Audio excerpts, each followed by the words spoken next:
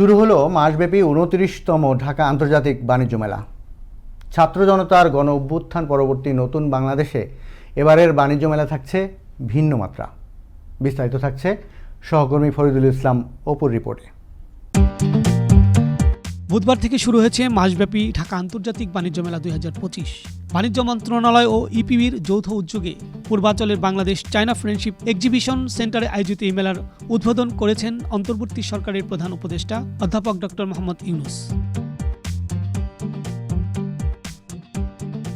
July August অভ্যুত্থানের শহীদদের সম্মানে যুক্ত হচ্ছে নতুনত্ব, তৈরি হচ্ছে আবু সাইদ ও মীর মুগ্ধ কর্নার, থাকছে অনলাইনে স্টল, প্যাভিলিয়ন বরাদ্দ কিংবা টিকিট কাটার সুবিধা। তারুণ্যের চেতনাকে প্রাধান্য দিয়ে সাজানো হচ্ছে এবারের আসর, তাই তো নতুনের ছোঁয়া পেতে ভিড় করছে দর্শনার্থীরা। ইউএসএ তে থাকি আর সবকিছু খুব ভালো লাগলো, বেশ ভালো অ্যারেঞ্জমেন্ট।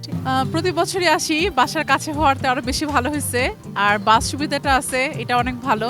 মেলায় ঘুরলাম, দেখলাম, আবার কিছু কিনলাম, আরো কিছু কিনবো। লাগতেছে দেশটা যাতে সুন্দরভাবে গড়তে পারি।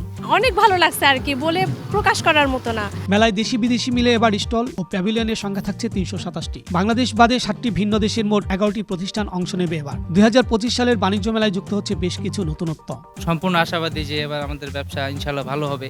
আশাবাদী, শীত অনুযায়ী তো আশাবাদী অনেক। মেলায় প্রবেশ করতে টিকিটের জন্য প্রাপ্তবয়স্কদের গুনতে হচ্ছে ৫০ টাকা, আর ১২ বছরের নিচে হলে টিকিটের মূল্য অর্ধেক। থাকছে অনলাইনে টিকিট কাটার ব্যবস্থা।